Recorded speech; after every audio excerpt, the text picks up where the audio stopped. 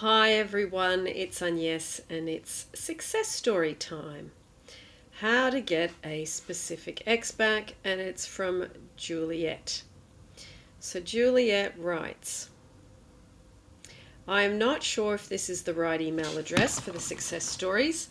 I do hope that this gets to you and that you will read it out. This is another success story from Nairobi, Kenya. And I was delighted to listen to your story number 43 from Ida in Kenya. When I first stumbled upon the success stories, I was in awe and I wondered when I would have a chance to tell mine. A part of me doubted that I'll have that opportunity. Thank God for Agnes and the meditations, and I knew it was up to me to have a success story or not. I am here with my success story. I got married at 24 to my university boyfriend. We had 3 children, and it has been 5 years since we separated and divorced. After that, I never got into any relationship at all for 4 years. Then at one point, I had a fling with someone, but he made it clear that he cannot commit due to some personal and family issues that he was dealing with. In May of 2018, I became very intentional about dating. I had joined an online dating platform in February of 2018, and I was wishy-washy about it. It had been a joint effort of my friends. They even set up my profile for me. I had gone on several blind dates, and I liked one guy in particular, though he wasn't ready for a relationship. I was getting tired of this relationship thing, and I was wondering, why am I not attracting the person that I want? I became a bit resigned and cynical about it. One Saturday morning in August, I listened to Louise Hay. Excuse me. Just need a little drink. Yes, it is water. Okay, so in Saturday morning in August, I listened to Louise Hay, You Can Heal Your Life audio book. Bang! It hit me. I didn't believe that I am worthy of love. I started doing love affirmations daily. Then on the 1st of September, it was a Saturday night, and I thought about the partner that I wanted, and I also went to the online platform and edited my profile. I authentically wrote about myself and what I wanted from a man.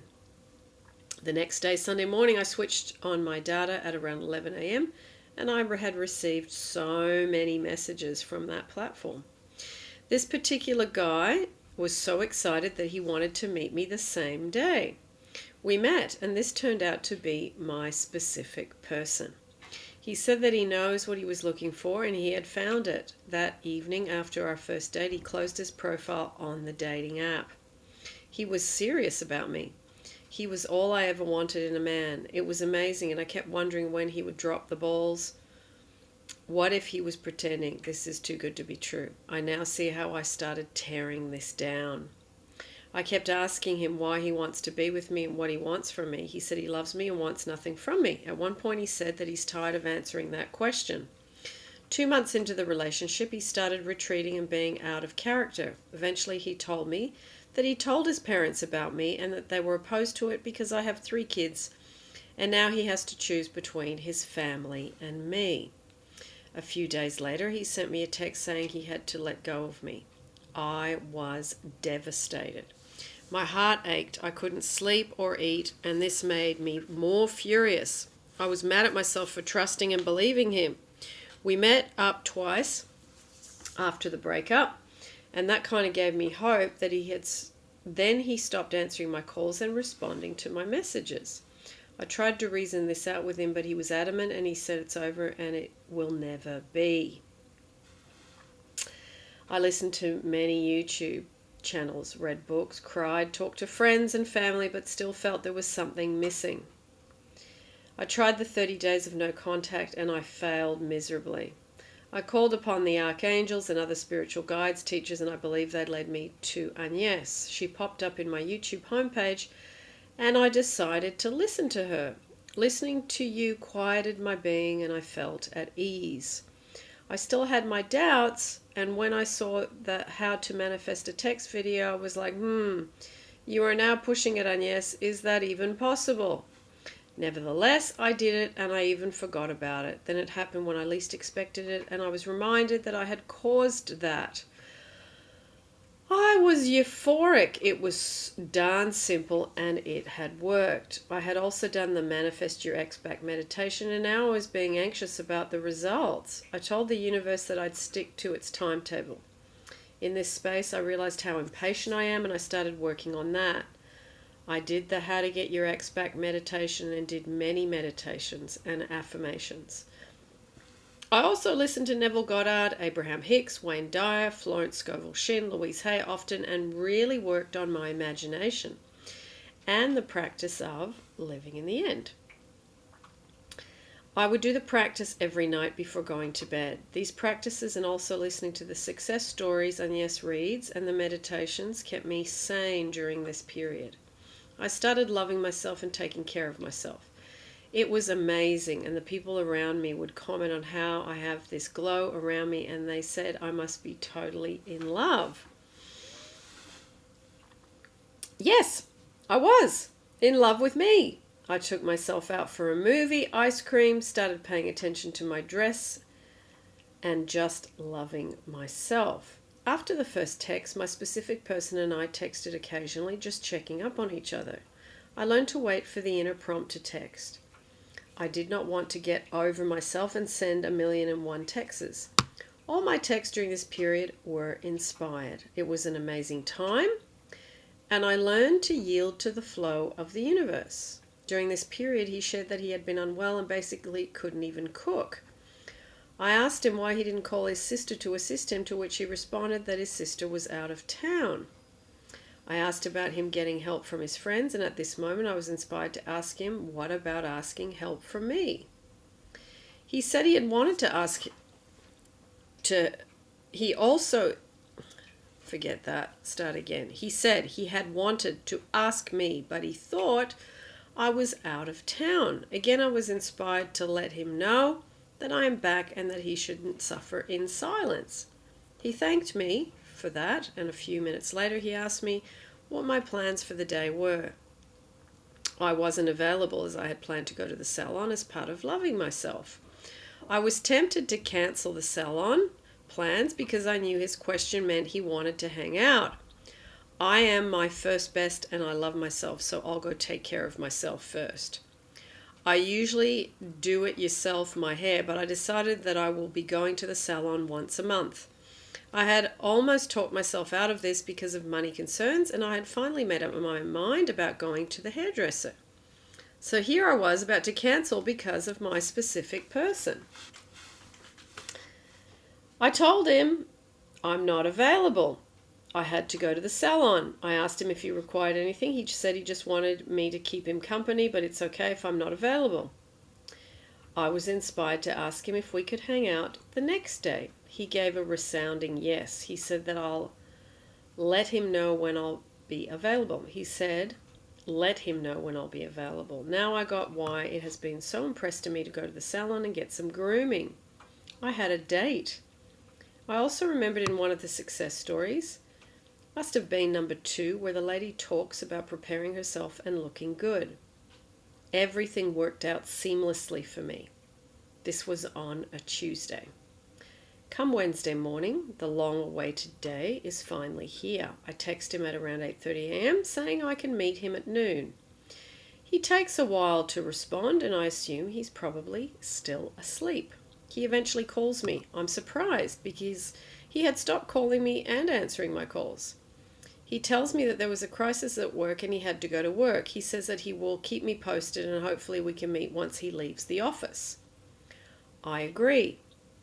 But deep inside I felt jilted. I'm like, universe, really? I'm still anxious and a bit on edge. I calm myself down and listen to the success stories. They usually have a way of calming me down.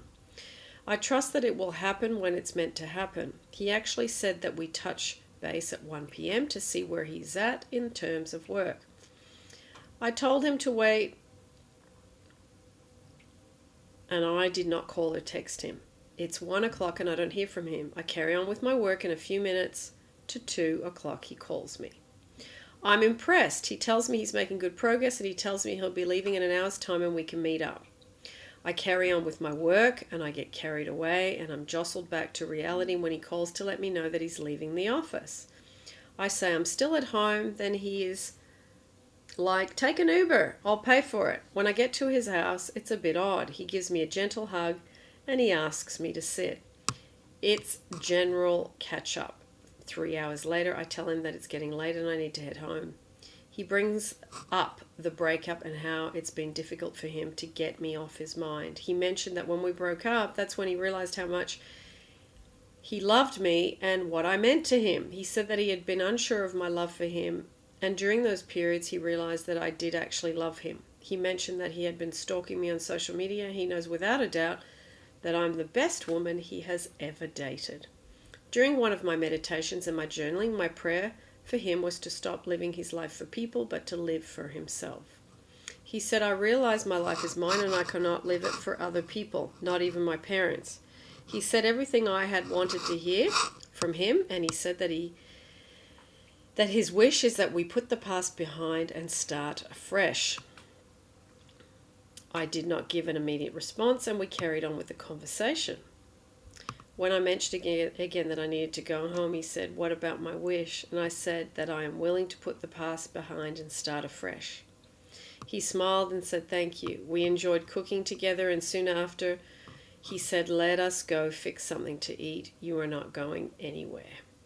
In the kitchen, he drew me close to him and he kissed me. He went on and on about how he'd miss me and that he is glad he finally mustered the courage to reach out. Thank you, Agnes. I feel your love. Thank you for making this walk bearable, enjoyable, and fun. I love you, Agnes, and also to the beautiful souls who shared their success stories. Much love. These stories lifted my dampened spirit, gave me hope and patience. Self-love and I am first best are lessons I hold on to dearly. I was inspired to journal my experience during this period, and looking back has been a spectacular journey, one of the best times of my life. This has been my first intentional and successful practice of the law of attraction. Best regards, Juliet. Oh, that is beautiful. Juliet, thank you so much for writing that. Very heartfelt. And you didn't push against it. You didn't try and beg or convince or make it happen. And as hard as that was, you worked on you. So thank you so much for sharing that. And I will put the playlist of the success stories, ex-back ones, and also I just want to say to you that it is, as we know, working on the self-love, working on the self, working on the self, working on the self. And there's a couple of YouTubes that I want to put down below to help you. One is called There Is Nothing Wrong With You, and another one is called Why Isn't This Working? Okay, I know a lot of you are struggling along this journey, and it is at times extremely difficult to hold the faith and to, just work on you. So I'm going to put those down below, and also another one called Not Feeling Whole and Complete Within, and another one called How You Hold Yourself Apart from Someone. Okay, so lots of love. Thank you, Juliet, for your story. Very touched by that, and I will see all of you in the next YouTube.